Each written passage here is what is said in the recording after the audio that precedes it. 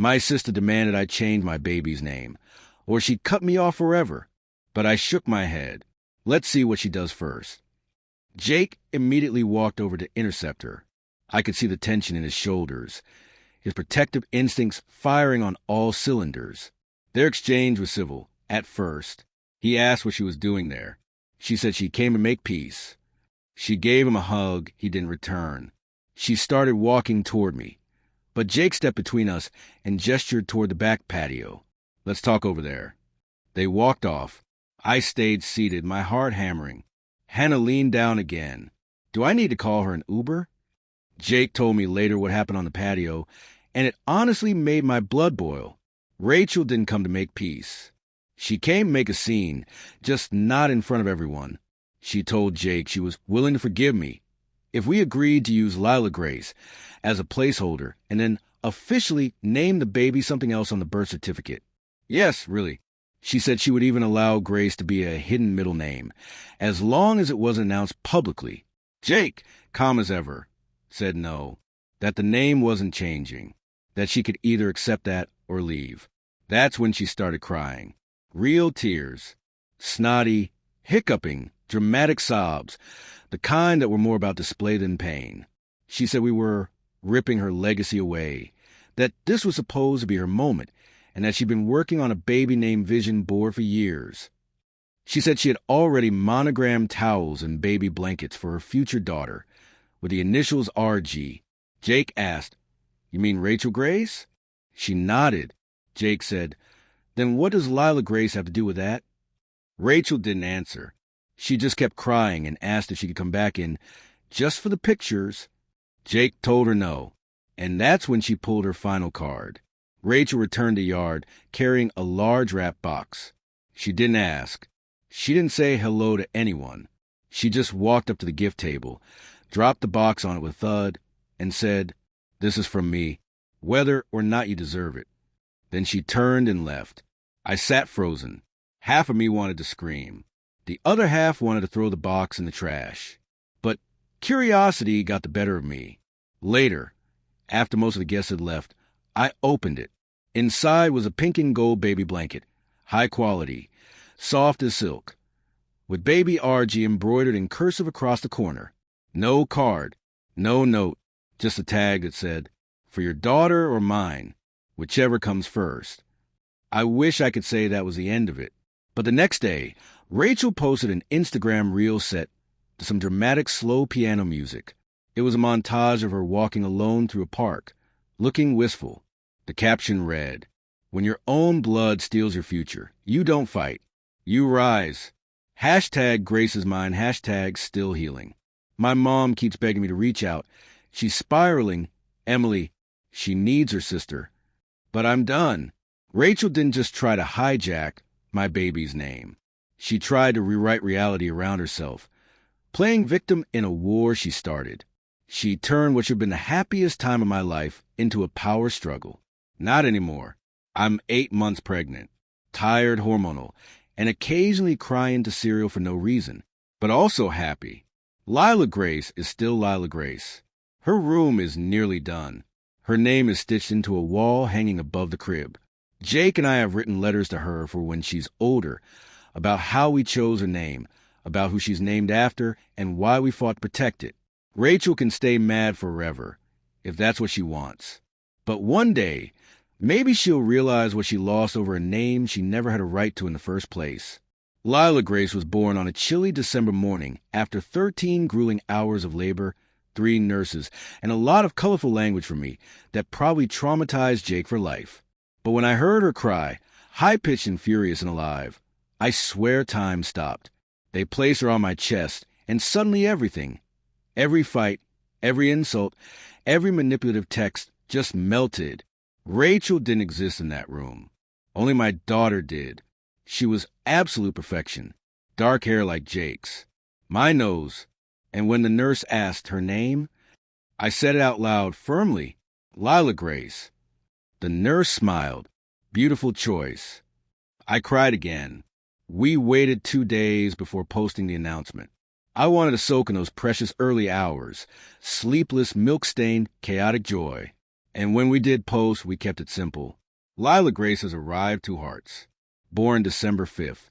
You are already so loved, little one. We included one photo. Jake holding her, swaddled in her new blanket. The one with her real name, not Rachel's embroidered insult.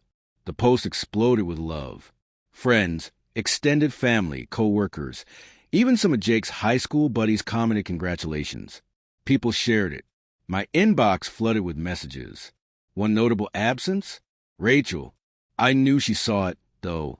She follows several of my friends' accounts. She hasn't blocked them. I expected the silence. I didn't expect what came next. About a week after Lila was born, someone sent me a screenshot from Rachel's Instagram story. It was a picture of her holding a doll, a literal baby doll, dressed in pink, posed in a crib. The caption? Meet baby RG Two Hearts baby manifesting her into my life. The real Grace.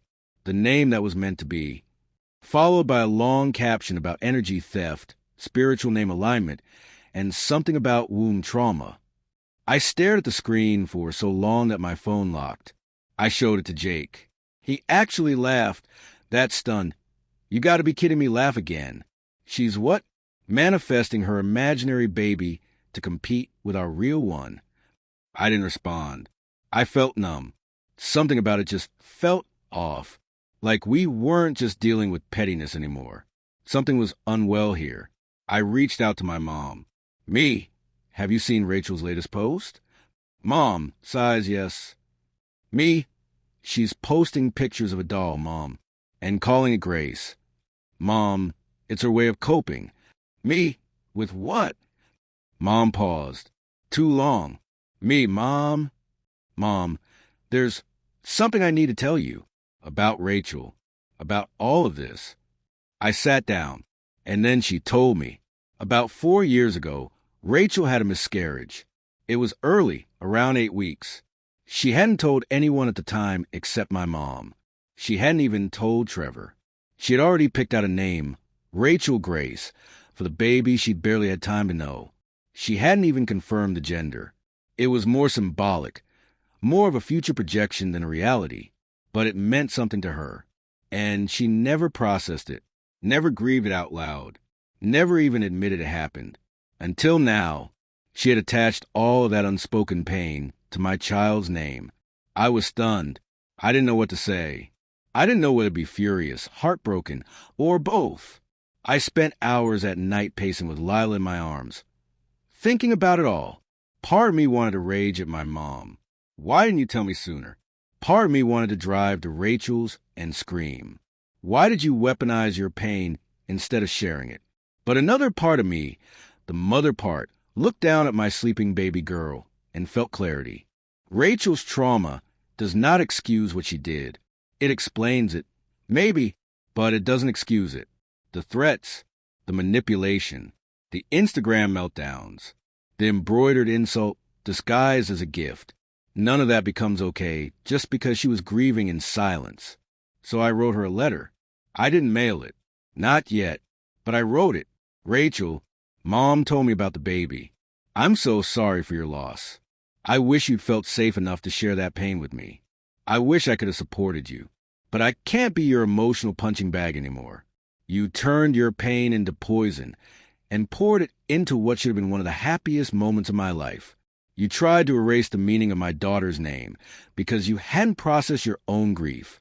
I will never hate you, but I will no longer sacrifice my peace or my child's peace for your unresolved trauma. If you ever want to have an honest conversation without accusations or ultimatums, I'm here. Until then, I'm focusing on the little girl who carries our grandmother's name and none of your resentment. Emily, it's been 3 weeks. I haven't sent the letter yet. Maybe I will. Maybe I won't. But writing it helped. My mom has eased off the pressure. I think she finally realizes the depth of what Rachel's been doing and what she's been enabling. Rachel hasn't posted about baby RG in a while. No idea if the doll is still in the crib. Lila is thriving. She's already giving Jake suspicious side eyes when he sings off-key, and she smiles when I whisper her name. Her name, Lila Grace. Not stolen. Not borrowed. Not a compromise. Hers. Update. It was mid-January when my mom called and asked if we'd come to her house for a New Year's family dinner. She promised multiple times that it was low-key, just dinner, no surprises. Jake wasn't convinced. Do you really think Rachel won't show up? I don't know, I said honestly, but I need to know where we stand. Part of me didn't want to go. After everything, the threats, the doll, the weaponized grief, why should I? But another part of me, the one that had just spent a month nursing a newborn while grieving a family I thought I had, wanted closure. So we went. I'd packed Lila up, double-checked the baby bag 3 times, and told myself, if anything feels off, we leave. No drama. Just walk out. The house was already warm with that Sunday roast smell when we arrived. My dad was unusually quiet.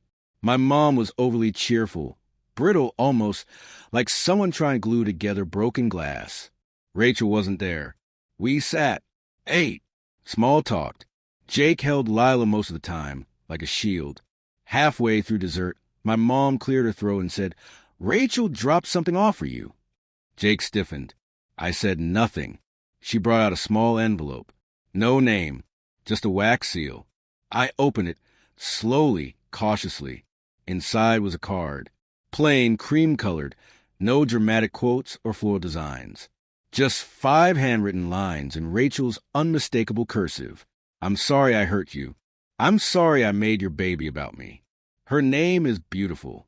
I hope she never carries my bitterness. Maybe someday, when we're better, you'll let me meet her. That was it. No signature. No return address. Just pain. Honest, raw. Not wrapped in manipulation this time. I felt something I hadn't felt in months when it came to Rachel. Sadness. Not anger. Not frustration. Not exhaustion. Just grief. Because beneath all her drama and damage was still my sister. A broken version of her, but one who maybe was trying. I didn't say anything to my mom. I folded the note, put it back in the envelope, and placed it in the diaper bag. That night, after we got home and put Lila to sleep, Jake asked, "What are you going to do?" I was quiet for a long time. Then I said, "Nothing. Not yet. Not because I'm cruel. Not because I'm vengeful. But because I'm a mother now. And my first responsibility is to this little girl. Not to fixing a grown woman who set fire to every bridge, then cried about the ashes. Rachel may heal. She may not. If one day she becomes someone safe, genuinely safe, I'll consider opening that door a crack. But I won't hand her the key just because she says sorry. Forgiveness is not a performance. It's a process. One I'll walk in my own time. Lila Grace is 2 months old now. She's sleeping a little, feeding a lot, and her favorite activity is staring at the ceiling fan like it's performing Shakespeare. Her name suits her, soft but strong, timeless. Jake framed a letter from my grandmother, the one blessing the name Grace, and hung it above Lila's crib, a reminder of the legacy she really comes from. Rachel is still quiet. No texts, no new posts, just silence. And for now, I'm okay with that.